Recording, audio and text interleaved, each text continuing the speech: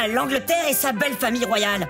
Aujourd'hui, on la connaît pour sa reine élégante, bien aimée de tous ses sujets, mais autrefois, certains membres n'ont pas toujours contribué à la bonne réputation de la famille. Comme à Londres, en 1783, avec George Augustus Frédéric, prince de Galles et héritier du trône de Grande-Bretagne. On le surnomme le gentleman de l'Angleterre, ou Prini, qui signifie princesse, à cause de son élégance, de sa mine soignée et de son goût pour les arts. Prini cherche le grand amour à travers ses deux passions, les buffets et les bals masqués.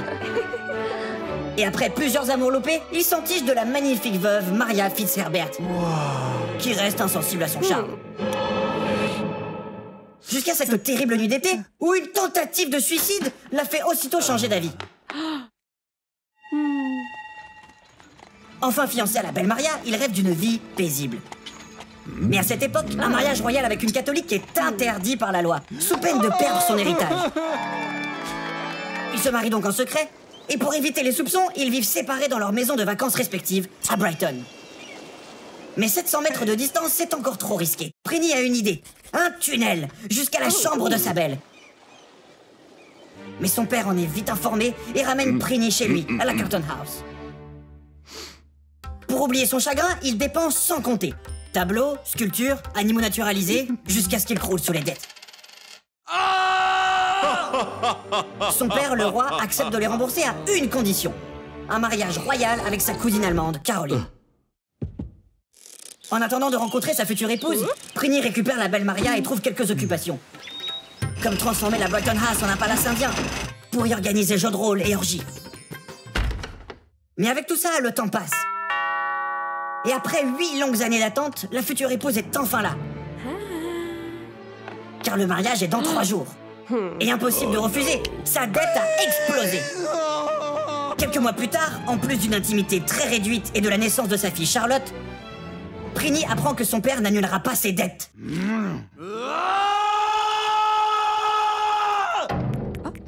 Il se débarrasse alors de Caroline et déshérite Charlotte. L'Angleterre se révolte après cette nouvelle. Prini, lui, a une autre préoccupation.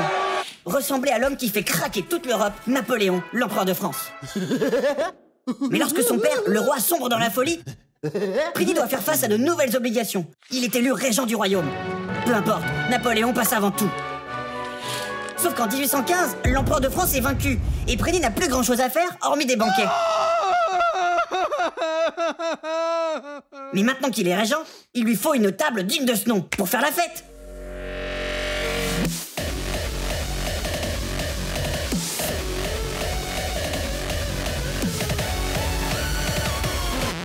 Mais en 1820, George III décède après un long et respecté règne. Prini devient alors George IV, roi d'Angleterre. Sa couronne est à son image, 12 fois plus précieuse que celle de son père. Car lui, il le vaut bien. Sauf que sa réputation est au plus bas. Il pèse 115 kilos et est atteint de gouttes chroniques et de cataractes. Qu'importe, la politique ça ne l'a jamais intéressé. Prini préfère rester seul à Windsor, à empailler des animaux. Jusqu'à ce que les crises de folie et autres maladies finissent par l'emporter à 68 ans.